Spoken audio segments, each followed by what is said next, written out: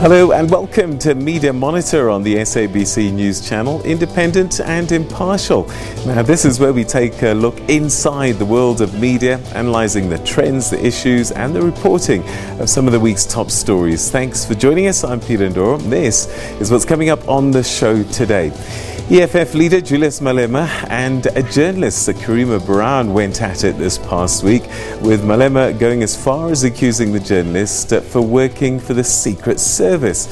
We'll be taking a closer look at this strained relationship at times between politics and the media, not just here in South Africa, but across the continent as well. And we also take a look at magazines that have been suffering under the disruption of technology and social media platforms such as Facebook.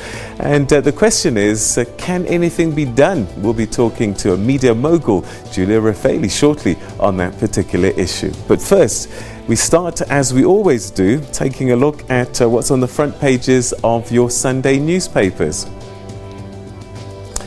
And we start with the Sunday Times, and the top story there details how former Eskom boss Matselekoko allegedly facilitated the looting of millions of rand, guaranteeing a multinational engineering company a 6.5 billion rand in future contracts if it subcontracted work to the Kusile power plant to Impulsive International. And this is a company part-owned by Matselekoko's stepdaughter. Now, as these details have been presented to the SIU by Swiss-based engineering company ICEA Brown Boveri ABB that scored a 2.2 billion rand contract with the power utility. The City Press is leading with a story that sees the State Security Agency going after Public Protector Advocate Busisiwe Mkhwebane.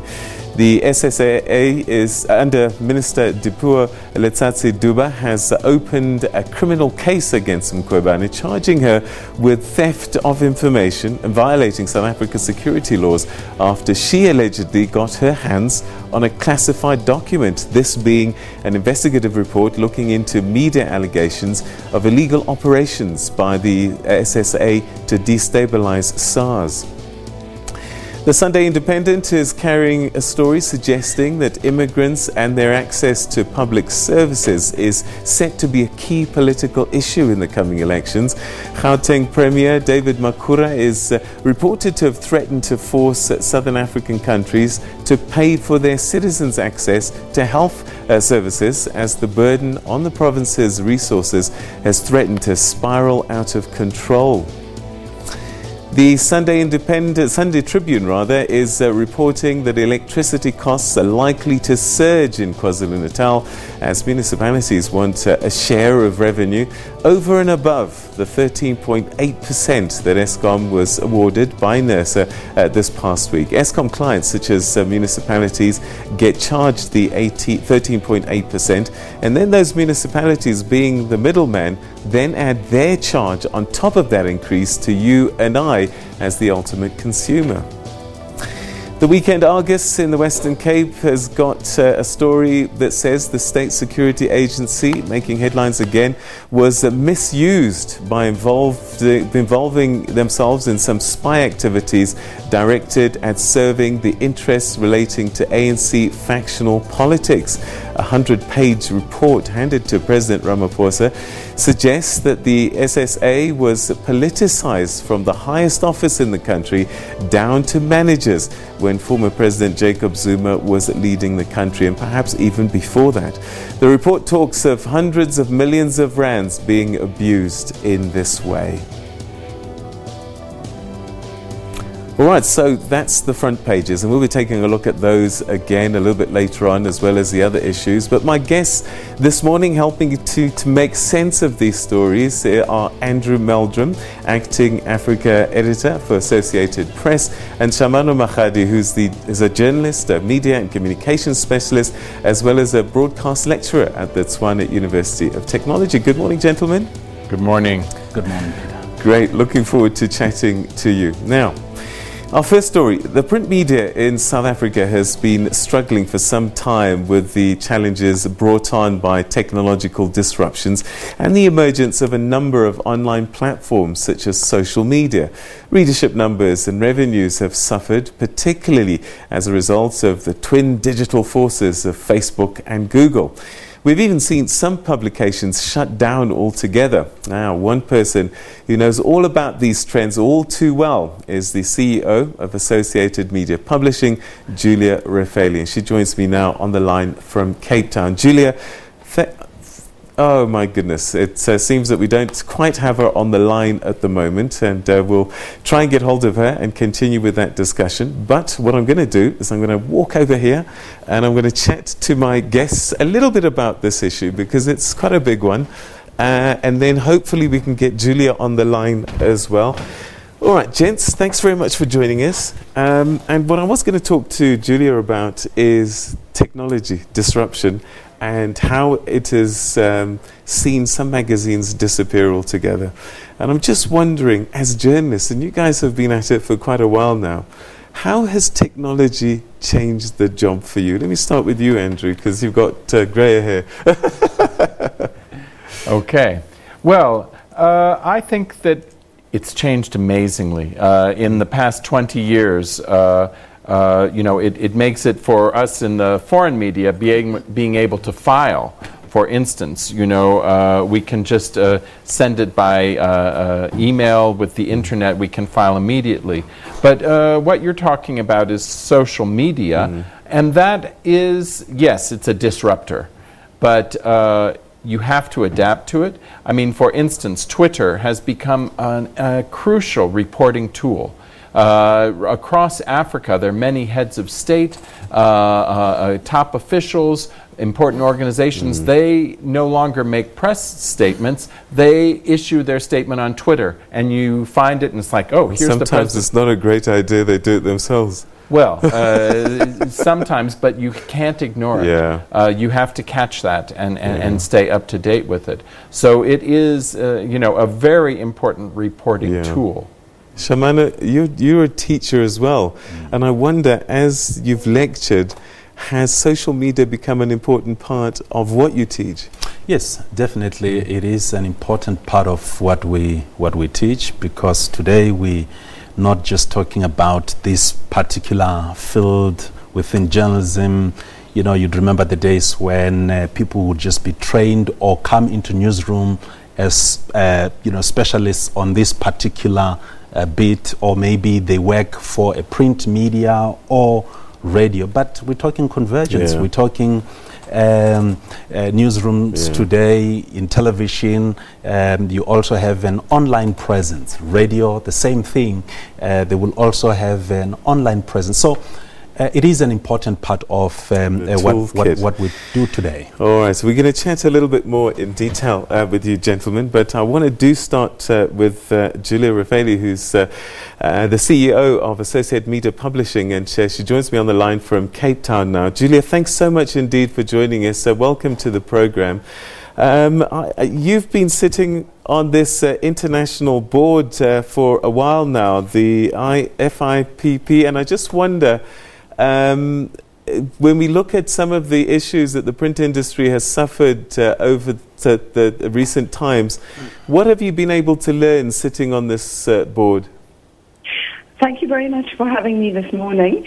I think sitting on an international board is like being exposed to global issues and experience of all the other board members. There's 38 people who represent different countries who sit on this board, and through engaging with them and also having the support when you're going through complete disruption and acting as a unified body is probably the major benefit. These people have had years and years of experience, and I think we ultimately all facing the same challenge: is how do we reinvent and reskin the publishing the publishing business into the future for our industry. So how do you think South Africa might have benefited? Because you wrote an article recently and you said that had we had an industry body, particularly for magazines, your area of expertise and publishing, that you might have been able to position yourself for this disruption. What could an industry body have done here in South Africa? Well, I think that there are many issues that if you actually unify, you can work to overcome. For example, in our industry, in the Audited Bureau of Circulation, which is the ABC, which measures the effectiveness of a brand's reach with its audience, that took quite a while to translate into a digital omni-channel landscape. So what I'm trying to say is, in the past, the magazine was measured by its reach in print and circulation alone. And now I think most of us are delivering content 365 days on 8 channels daily, as well as a printed product in the mix. And it took a while for the ABC board to actually start to measure proper audience reach across channels. But there are numerous industries, numerous issues. For example, we've been delivering products through e-commerce of our brand's ready-to-shop website. And it's very difficult to work with the post office because, there is a perception in South Africa you don't get your product on time. So even though we are allowing our consumers to shop through our brand platforms, whether that be in print or on social media platforms using a QR code, there's still a very small amount of people that do shop online. I think it's about 2%. And we, as an industry and as a magazine media brand, should be encouraging people to shop online. So, for example, the post office, which is a whole other conversation, I think has been a barrier to entry in this particular sphere. And I think as a body, we've got a lot of power and weight because magazine media own a very trusted relationship with their audience. They not only have editorial integrity, but they have the ability to curate beautiful products done at Shop the Look. And just talking about working together to bring down the cost of postage and to work properly with, a body like the post office to actually get e-commerce off the ground properly would have been something that could have been fundamental. I could carry on for the whole morning. Yeah. There are many issues. All right, so let's chat a little bit about how you've managed as a business to navigate your way through this technological disruption. You've lost some titles along the way, and I just wonder if the future of the glossy magazine, will we continue to see them on the shelves in our newsstands?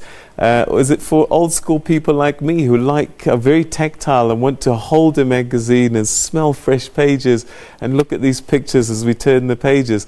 Or is that a thing of the past in the future? Okay, 2 answers to your question. Yeah. One is this is exactly the reason why there should have been an industry body to change the conversation and dialogue around print is dead, which has been going on for 10 years and has also made it exceptionally difficult when you're talking to an advertiser or a partner or sponsor, because that's been the industry dialogue. And as a body, we haven't had a body to support a different kind of conversation. So our feeling is that print is not dead, but it's certainly going to become a smaller part of the channel mix. It already is. So if, as a brand, you haven't or you haven't reinvented yourself into a brand that engages with its audience in the different mediums, in different ways, and you don't package your content appropriately per medium, then you're not going to survive. But for us, what we're seeing is our brands that really start conversations and drive conversations that matter. For example, Cosmopolitan driving Rock the Vote. We can do it in a sexy way. We can do it in a way that's authentic to our audience, and actually that maybe would affect change and get more people in South Africa to vote. We've just done our first selfie cover, collaborating with YouTube and using the 3 top local influencers on YouTube to basically build not just the brand, but build YouTube, and also to build influencers. So that's a first in South Africa, a first ever selfie cover, a first selfie cover on Cosmo worldwide. And I think that as a brand, you have to be able to remain in the spotlight. And to do that, you need exceptional content. And I think what happened was there were a lot of magazines on our shelves. And not only did the consumer change their behavior, which is the way of the world, they're bombarded with a lot more information and access to content. But brands have not, magazine media specifically, have not reinvented themselves quickly enough. So I think that the brands know that actually drive these conversations that matter will remain relevant and part of the consumer's brand experience. But ones that are just mainstream and boring and don't reinvent themselves, in terms of exceptional, relevant, sticky, engaging content won't have a place in the future. All right. Perhaps as a final question, trying to look into that future, which is happening much quicker than ever before. What trends do you see? I think you've given us a clue already, but what trends do you see in 2019 and going beyond? Well, I think that the trends are going to be, obviously video is big. Obviously influencers are big, and partnering and collaborating with influencers. I think that for us, it's also around, as I said, this utilizing our brand platforms, which we see as shop windows, to encourage relevance to our audience by allowing them to shop the product. But I think the trend will definitely be consolidation in the industry in terms of an underlying trend. So I think that there's got to be consolidation so that we work properly together towards a future. And then the other thing is diversification, which is the biggest trend, not only locally but also globally. So if you aren't operating in events, in affiliate revenue, and in other areas, alternative revenue, for example, delivering content to partners, perhaps not through only the magazine, but actually independently, as well as, as a marketing creative solution for them, then I think you haven't diversified and you haven't looked at your IP and utilized the IP within our business over so many years, creating content for consumers, and which consumers have paid for through print, and utilize that IP to actually service your audience, which is readers, consumers, and marketers, much better in the future. All right, Julia Raffaeli, thank you so much indeed for joining us and sharing your thoughts with us. That was the CEO of the Associate Media Publishing Company, Julia Raffaeli, with a stable of local and international magazines that they've been printing for some time now, talking to us about this new trends, introducing video and joining and partnering with other media platforms. That was Julia Raffaeli. Gentlemen, interesting developments taking place. It used to be you just pick up a magazine and it came out every month and you waited for the glossies. But what she's saying is that even that media is going to happen 365 days a year, and it's more than just print now. Have we seen the same kind of thing where a journalist used to be just a journalist, but now actually has to wear many hats on different media to tell the story? Well, indeed. As I said, you have to be active in Twitter. You have to be active on Facebook. You have to monitor, but also you can't just rely on publishing your story in one media. You have to then promote it in several different ways. You have to be active and promote yourself on several platforms. Facebook, friend or foe?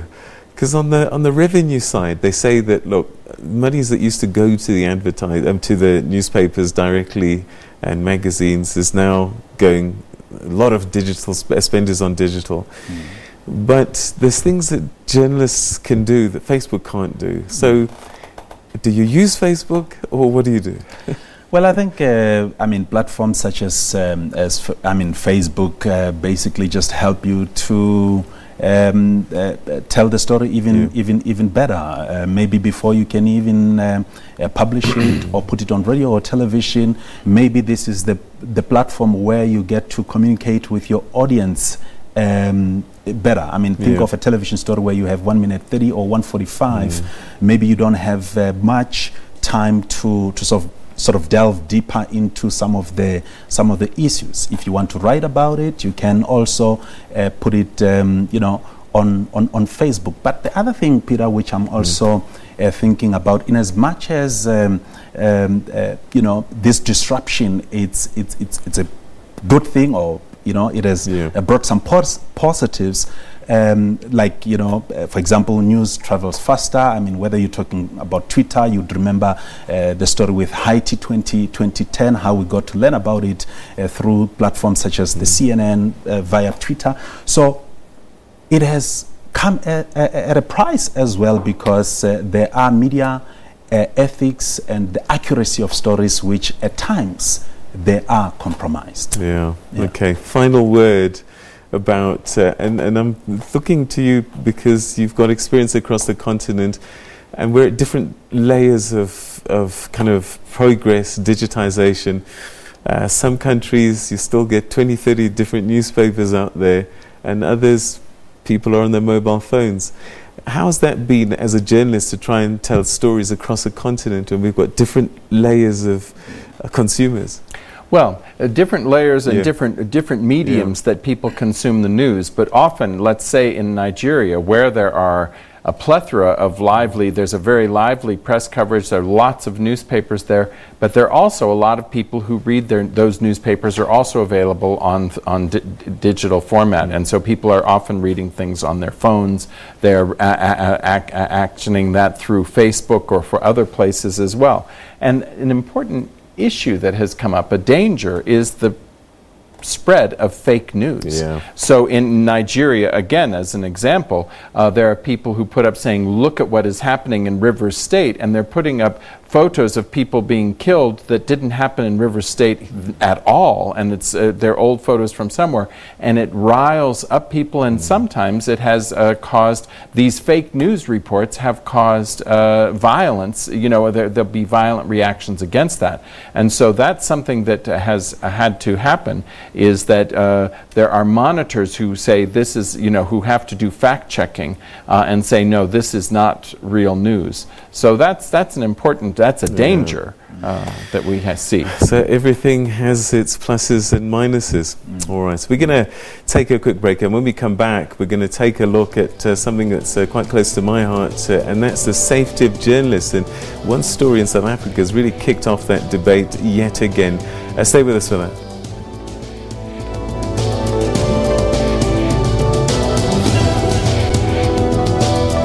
We often take the important things in life for granted, like clean, fresh water running from our taps, a secure and clean environment for our children to play, easy access to transport, schools, shopping malls, and places of worship.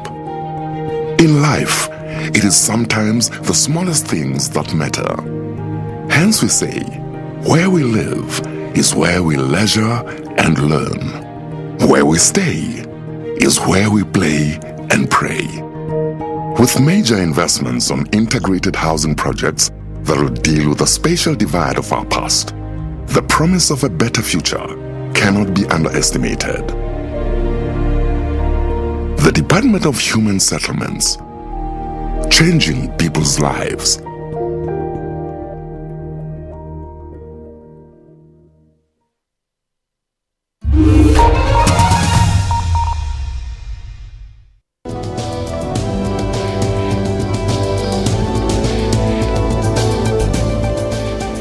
Right, welcome back. You're still watching Media Monitor. Now we turn our attention now to journalists and their safety on the continent. This was brought sharply into focus this past week when a war of words erupted between broadcaster and veteran journalist Karima Brown and the Commander-in-Chief of the Economic Freedom Fighters, Julius Malema. It all kicked off when Brown apparently posted an editorial instruction intended for her news colleagues in the wrong WhatsApp group.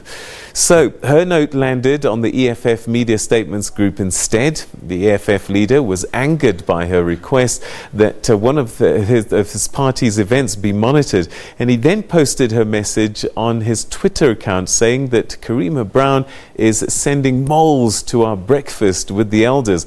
Because the screenshot Malema used on his tweet showed Brown's cell phone number, she then received a mountain of messages and threats, including that of rape and torture. Well, Malema deleted his tweet and subsequently distanced himself from the extreme messages that were sent. Malema spoke to the media this week on the matter. She's not bound by any journalist ethics code. It's like me asking any ordinary person on the street, why do you do this? They will tell me where to get off. I've got no jurisdiction over them. They are individuals.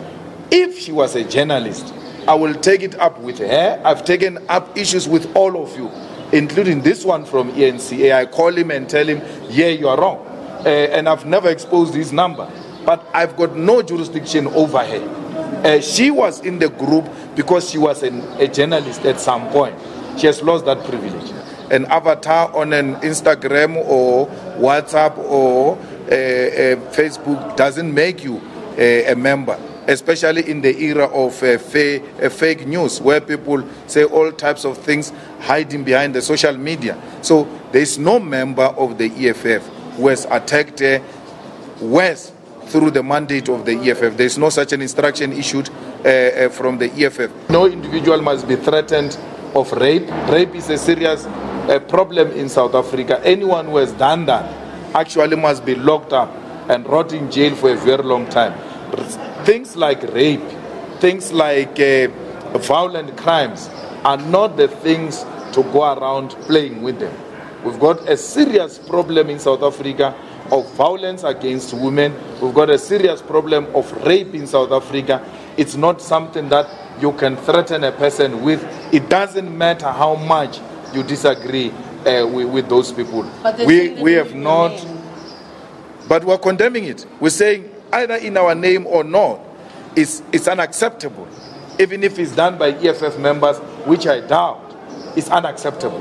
Karima is not a journalist. But she's a media person. No, but she's not a journalist. But she has a show in NC. No, but she's not a journalist. She's not an editor. She's not a journalist. What is she? I don't know. You tell me, because you're calling her media. She's not media. She's not governed by the bodies that govern journalists and editors. And therefore, those rules do not apply to her. She's not a journalist. She's just an individual who hosts the show. And therefore, she will be treated as such. There is no journalist, not one, that can claim we've got their numbers. We can claim that we've exposed their numbers because they said something we do not like. We exposed them because we didn't want to generalize about journalists. We must start isolating the rogue ones and expose them for who they are, that they are not journalists, they masquerade as such, and therefore they must be exposed. I think she's a state agent. I think she's an operative. I think she's intelligence. I say that. She's an intelligence, she's an operative. Well, Karima Brown also had her say on the events of this past week, and she didn't mince her words, blaming the EFF leader directly for the attacks on her by what seems to be his party supporters. She's threatened legal action and wants action taken by the Independent Electoral Commission as well. EFF is a threat to our democracy. I'm not going to negotiate with the EFF if I can do my job as a journalist. I'm not going to seek their permission, and I'm not going to ask them for the right to do my work. What I do at ENCA is of absolute no concern to them. My producer's notes to my producers is what I've been doing for more than 20 years. It's what every single producer does. So Mr. Julius Malema supposedly outing me is complete nonsense and utter rubbish. I want to ask, what is a party that threatens journalists with rape, with sexual assault, with violence, with racism going on the ballot box? What is the IEC going to do about this? What is Parliament going to do about this? What are our institutions of law enforcement going to do about this? This is happening to me. This happened to Paulie van Wyk. This happened to Tandeka Kubule. This happened to William Boko. The list is endless. They continue to go on like this.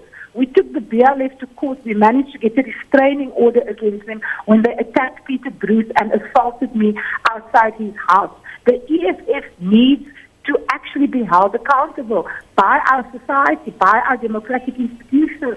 There needs to be an investigation into the systematic abuse of journalists by them. How can they be on the ballot box when they violate a fundamental principle of democracy, which is that we should have the right to have a free press and a free media? All right, so gentlemen, she was threatened. She was had to deal with a barrage of hate speech and all sorts of threats of rape and torture. And I just wonder, and SANEF, which you're a part, took a very strong position on this matter. Take us through your concerns as the National Editors Forum and what this means, what lessons we can get from what's happened this past week.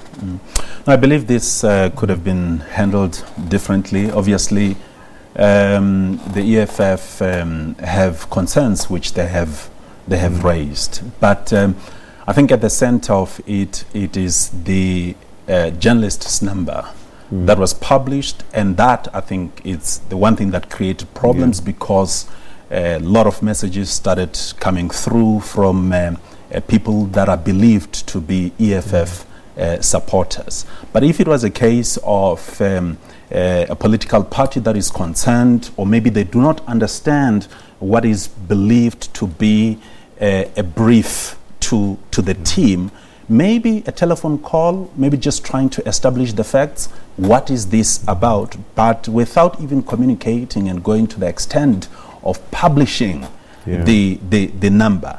I think that's what brings all the problems that we have seen in the last couple of days. So Andrew, the CPJ, the international body looking at journalists, also concerned about this, and they issued a statement saying that, you know, this issuing of contact information of journalists is a very dangerous thing. And they talk about the IEC, and I wondered, has a breach of electoral conduct been breached here sufficiently to look at EFF and some kind of sanction?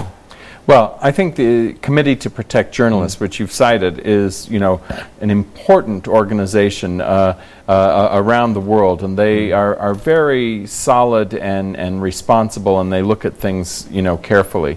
And I do think that, you know, to call in and to have the Electoral Commission look at the situation, not just in this case, but we're coming into the campaign period, and to, you know, to look at the situation for journalists overall. You know, open, free coverage of a campaign period is an important part of free and fair and democratic elections. I think one of the most worrying things, okay, the publishing of her number was one thing, but also to assert, as Julius Malema just did when we saw on the thing, that she's not a journalist. That, you know, he was saying, oh, respect journalists, we do all this, you know, and all that, but she's not a journalist, and therefore, you know, it's fair game. It suggests that it's fair game, and I think that's very dangerous. I mean, you could say to anybody, I'm not a journalist, you're not a journalist, and that to me is a, you know, is a very dangerous thing. So, Shabano, the Commander-in-Chief of the EFF says it's not his supporters doing these threats. He has not instructed them, and he's condemned it. Is that enough? Whether it's the supporters of EFF or not, but the bottom line is that a journalist's number was published, and that's what created problems. And I think if there's an admission on that part that we have made a mistake, then you are able to move with ease. Let us also remind ourselves, I mean, it was not so very long, probably about 4 weeks ago, the night before the EFF's manifesto's launch, where Julius Malema was saying, without the media, we are nothing, we are all for the media, and we support media tribunal and all of that. So you're seeing almost the same person sort of contradicting himself with what has been said and done within the last you know, couple of days. So I think really it's just a matter of really understanding that there are certain things that needs to be handled in a particular way. Of course, media is important. We are going towards elections. It's a tightly contested election, and we've got to be really, really careful. And politicians themselves, especially at the position of leadership, there has to be some kind of understanding that we have to respect media, freedom of speech, press freedom. It's very important, and we cannot overemphasize on these issues. All right, so there is a danger we can focus on South Africa, but this is a challenge that's being faced right across the continent now. And what I'd like us to do now is listen to the Ugandan President, Yoweri Museveni. Our senior foreign editor, Sophie Mkwena, had a chance to catch up with him not too long ago and pose these issues of media freedom in Uganda. And this is what he had to say. Some people are not allowed to appear on certain media houses, especially those in the opposition. Currently, it's Bobby Wine. Media houses are under pressure not to host him in any platform. The media freedom is too much. It needs to be more disciplined. It's too much. It is anarchic. It's anarchy. In South Africa, you don't misbehave so much. You're more self-regulating. Last month, a video circulated on social media showing a photographer, James Agena, surrounded by Ugandan soldiers. The opposition sometimes they misbehave, they try to intimidate people, then the police acts on them. That has been the issue which I heard them talking about outside, that the police had clashed with some people. It clashed with them because they were attacking other people. So that was Ugandan President Yoweri Museveni speaking to our foreign editor, Sophie Mkwena. Andrew, you've worked across the continent, Zimbabwe in particular, and you've felt the hand of the state. Take us through these experiences, because what Museveni is saying there is typical of a lot of African leaders that always say that the media are to blame and that they've done nothing wrong. Yeah, this is a real problem when often a politician or political parties that are wanting to stay in power, the journalist's job is to hold those in power accountable, to ask questions, to investigate, as we've seen, in the papers here. And that makes those who are in power accountable, particularly if they're trying to extend their stay in power. And so they turn and they attack and say, this is too much, we don't want that. But again, just as important freedom of the press is important for elections, it's also important for democracy, and particularly for leaders who have stayed in power for a long time, who have entrenched interests, who have policies that should be looked at. They may not want the spotlight of journalism on that. And so that's where the trouble comes in, and they try and make it as the journalists are troublemakers rather than fact finders. And we're seeing countries use legislation to shut down the media, and try and say that you're part of some extremist group or that you're a threat to security. And I just wonder how, in fact, there's a story recently of people in Ethiopia, journalists who were trying to shoot something, did a story in the rural areas, and the police came, arrested them, and then locals, 10 young men, beat up these journalists. So there is that incitement. We don't know whether it's genuine anger or they're planted by the state.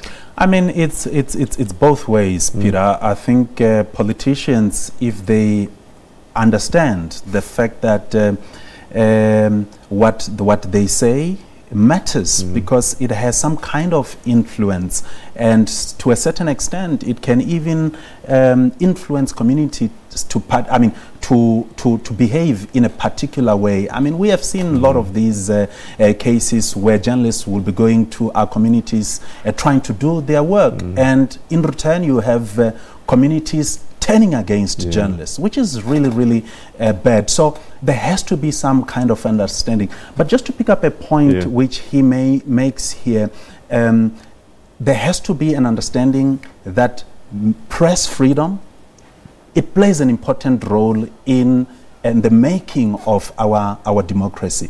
And if we have that understanding, we will treat journalists the way they're supposed to be treated. When certain stories are reported, even when they don't favor them, there will be that kind of understanding. All right, we're running out of time, but very briefly, in about 20 seconds if you can, what steps can journalists take to be safe, particularly in this period that we're getting into, where it's going to take a small amount of agitation and they're in danger? There are several things that can be done. One is to work with the Committee to Protect Journalists, with Reporters Without Borders, or the SANEF here. And a lot of times it is our prominence that is the protection. so that if anything happens against a journalist, and then the world will know about it. And I think that's the most important thing. Yeah. All right, okay. We're going to have to take another break, and when we come back, we'll be taking a look at your newspapers, and we also travel to Sierra Leone and Freetown. Stay with us.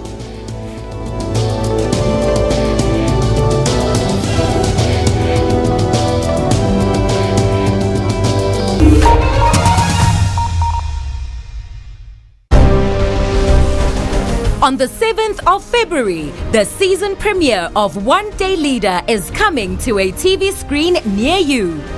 One Day Leader Season 7 is at 9 p.m. on SABC 1 Mzansi for sure. Judges, are you sure of your choices today? One Day Leader, Thursdays at 9 p.m. on SABC 1 Mzansi for sure.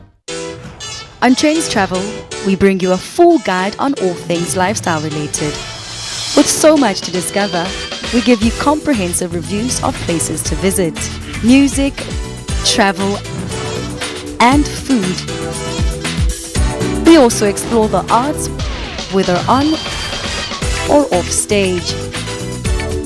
All this and more, be sure to tune into Trends Travel, Saturdays at 5:30 p.m.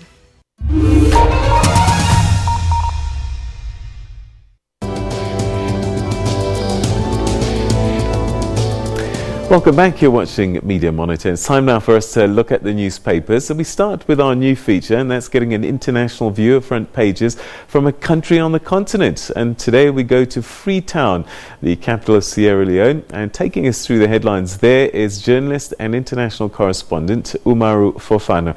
Umaru, thanks very much indeed for joining us. And very good morning to Freetown, Sierra Leone. Good to have you. What's on the front pages of your papers in your country today? Hi, Peter. Well, basically, it has to do with the fact that the new government is just under 1 year in office. And one of the things the government has been pursuing here is what is known as the commissions of inquiry, trying to investigate some of those things that happened under the previous administration. So the front pages have, they are littered with stories on how those three commissions of inquiries are proceeding. There is one headed by a Ghanaian senior judge, another one headed by a Nigerian justice, and then one headed by a Sierra Leonean. So all the things that are going on there are being discussed. And also this week on the front pages here, we've had stories having to do with fires in Freetown. There has been some glitches, but the government has announced that a second Turkish power ship has come, and that has engendered a lot of discussion. Some people saying that we cannot have power ships being here supplying the capital city forever. It's about time that a more permanent structure was set up. But anyway, that second power ship is here, and it's providing Freetown with virtually non-stop electricity. We've also had a story about a fire incident just close to my residence here, actually. There is a slum nearby called the Krube. There was a fire incident that left hundreds of people displaced. And questions have been asked as to how the emergency services have managed to, or not managed to, be able to respond to that situation. So these are all the stories we've been having here.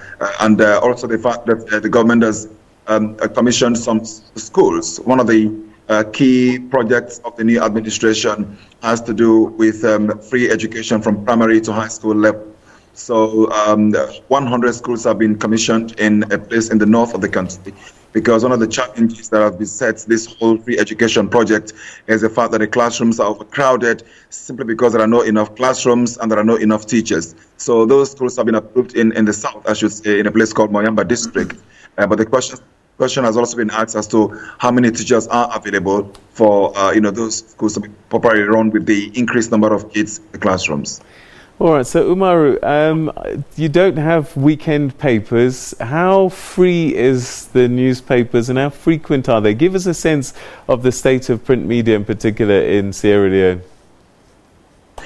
Print media is really badly challenged in Sierra Leone. And interestingly, I think it was in Sierra Leone is the second country after South Africa where an English language newspaper was published in sub-Saharan Africa.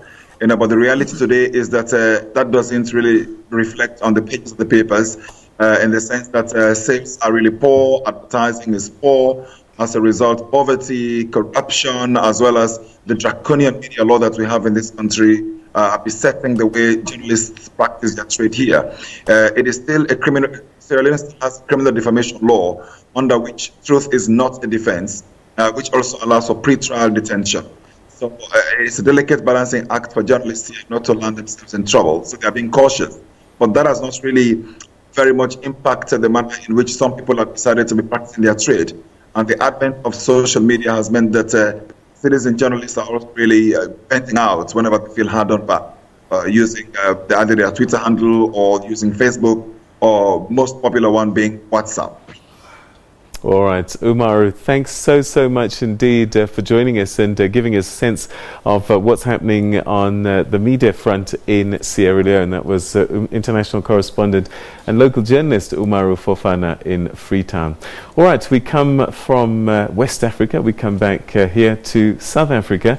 And the front pages of our newspapers are awash with quite a few drama. But before we go that, what I'd like to do is today one story that's not on the front pages, but because it's playing out right now, is that the fourth largest party in the House of Assembly is the IFP, and they are releasing their manifesto today. And our senior reporter Mzwai Mbeje is there for us. Mzwai, thanks very much for joining us. Give us a sense of occasion, the launch of this manifesto, what we are likely to hear, and are the party faithful there in their numbers? Oh, well, a very good morning to you, Peter. Indeed, you can hear the music right now.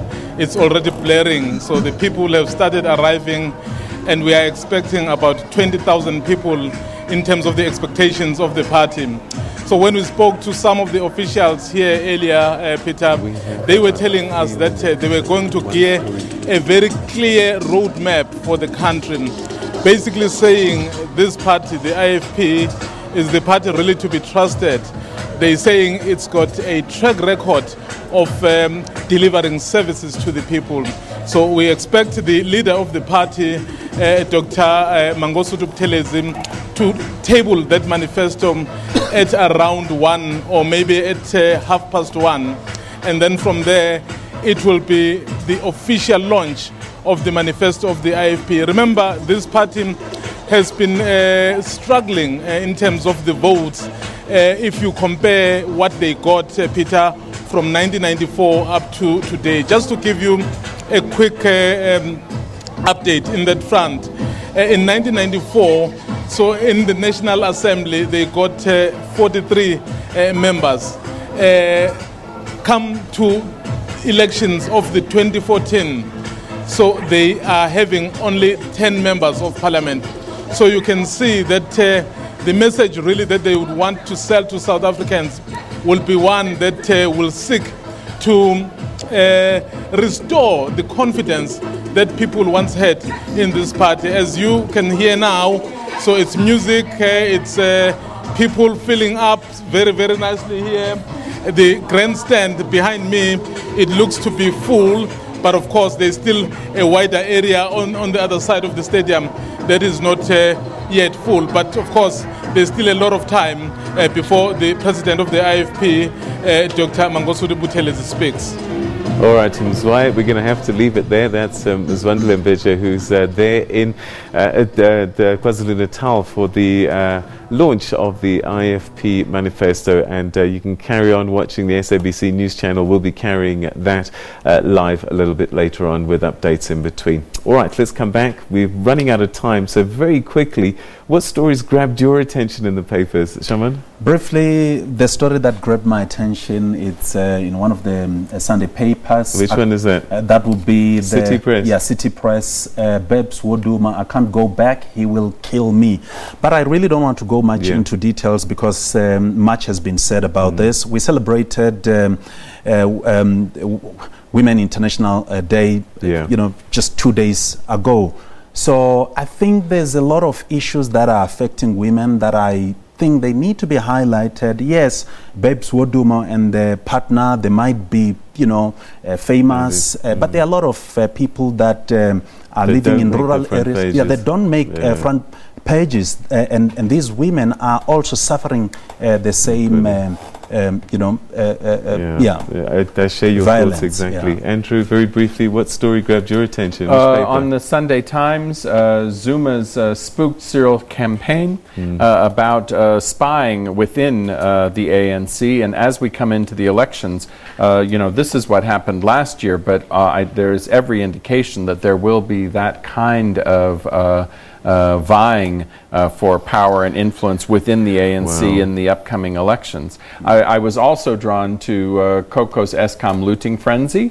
We all have experienced Eskom's ups and downs in this past week. And we can see from this story and many others that there is, you know, a level of he has denied that he knew that his stepdaughter had a contract with Eskom. But now A, B and B have stated categorically that part of them getting a contract was if he subcontracted to Impulse International, part owned by his daughter. So I'm sure that the state capture inquiry is going to hear quite a lot in this coming week. Yeah, which was actually a very strange thing, Peter. I mean, you have a daughter who had a whopping, you know, as we were told by those reports, over R1 billion, and you still claim that you didn't know your own daughter was involved in these kind of deals. Gentlemen, I wish we could chat for much longer. We've run out of time, but thanks so much indeed for your insights as always. You've been great guest editors. Thanks for your time. Thanks, Peter. All right, and you at home, thanks so much indeed. That's a wrap for the show today. We'll join us again at the same time next week for more of the same. Have a great week, everybody. Take care. Bye-bye.